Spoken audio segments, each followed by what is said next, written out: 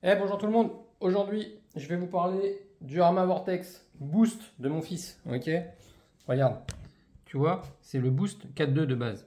Moi déjà il est passé en 4.4, tu l'as vu rouler sur la chaîne. Aujourd'hui, je vais lui monter ça. Tu vois un peu le truc? Un slipper en métal, avec une couronne en métal, et pas comme les autres, parce que moi j'ai pas pris le module 0.8 comme la plupart des gens le font, comme le... Tu vois. Moi, j'ai pris la couronne métal, mais toujours en 48 dp. Donc j'ai pris ça, c'est fourni avec, et tu vois, trois petits pignons, peut-être un peu plus gros que ce qu'il y a dessus. Alors, je t'explique un truc. Moi, j'ai déjà changé le moteur. Là. Tu vois? Il est où le 12 tours Arma? Oui, on a mis un 27 tours Mabushi fourni dans les kits Tamiya. Et le truc, il a perdu un tout petit peu en vitesse de pointe, mais c'est pas foufou, hein, c'est un petit peu. Mais par contre, on a gagné en pêche et en frein. C'est bizarre quand même. C'est quoi ce 12 tours 550 chez Arma? Là, lui, il se défend quasiment pareil. Je te dis juste une petite perte de vitesse de pointe. Du coup, au lieu de brider à 50%, tu brides à 75% et tu es sur la même perf. Avec plus de frein, plus de gouache. Ok? J'ai rien changé là-dedans. J'ai toujours le même pignon. Hein.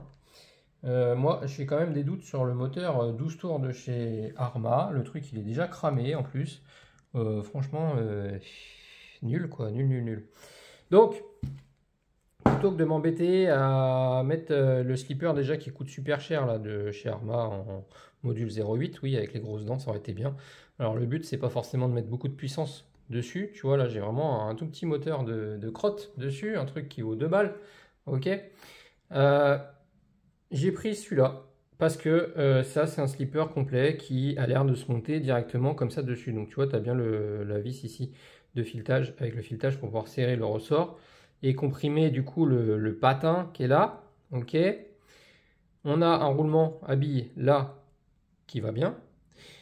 Et du coup, moi, en fait, je vais le changer parce que j'ai vu que la couronne en plastique d'origine, là, elle était déjà un peu cuite aussi. Hein. Et elle a pris aussi un petit peu. Donc, comme on lui met pas de puissance, je me suis dit, tiens, je vais tester, moi, je vais tester celui-là. J'ai vu personne sur le net l'avoir fait avec ça. Donc, on va tester cette couronne métal en toujours 48 dp. Comme ça va me permettre de mettre ce que je veux en termes de pignon, tu vois.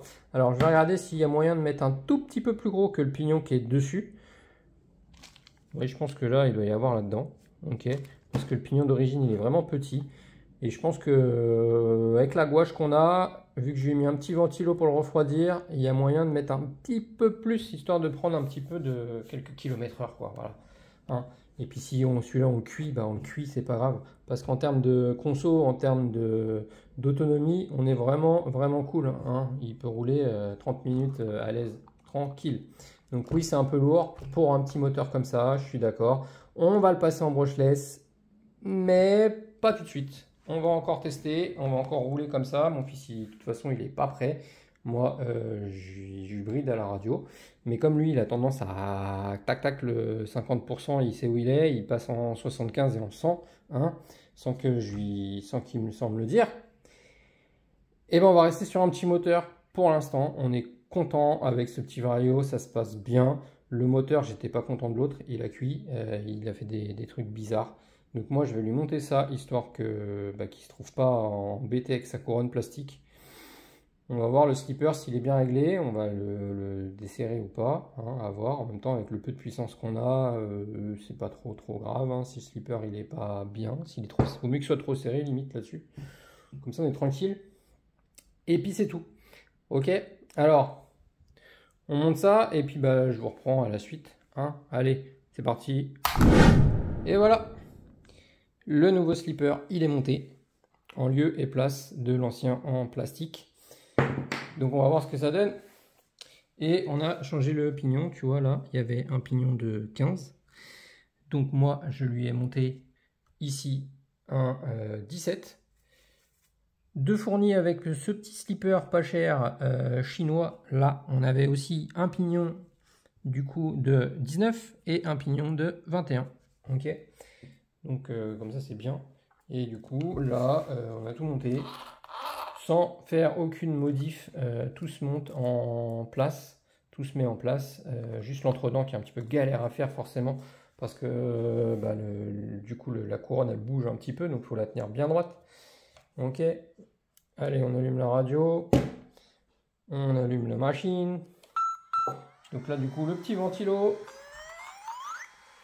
Je pense que là, en termes de perf, on va être même mieux qu'à l'origine. Ça va souffrir un peu, mais bon.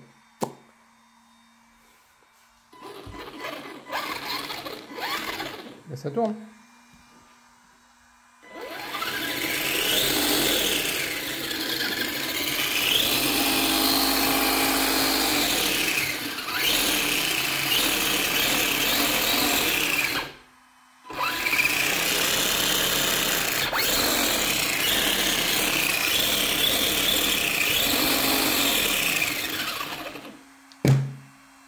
Voilà. Plus qu'à tester sur le terrain. Allez, on est parti. Oh! Tu commences par la casser? Allez, allez, allumer. C'est parti alors. Je teste. On est à quoi là? 100%? Tu vois?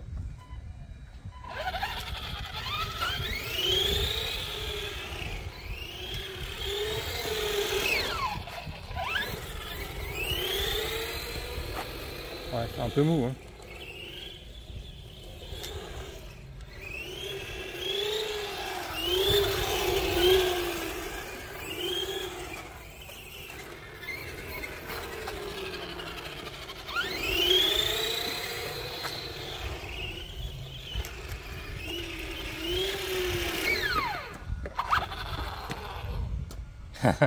Il est pas beau ce t-shirt. Monaco, ouais. Tiens, vas-y, pilote.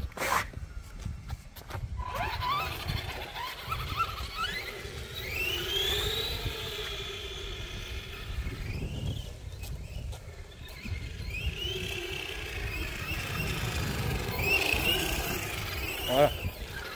Alors l'avantage c'est que là normalement on est sur un truc plus durable. Ça devrait être bien. Pas trop dans l'herbe.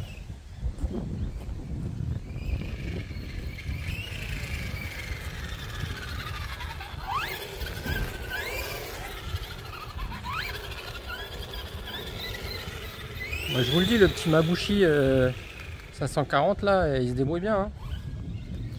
Vraiment le moteur le moins puissant qui existe. Quoi. Donc le 550 Arma, franchement, nul.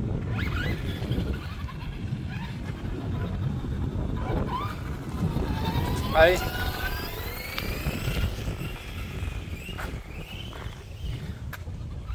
N'oublie pas de t'abonner.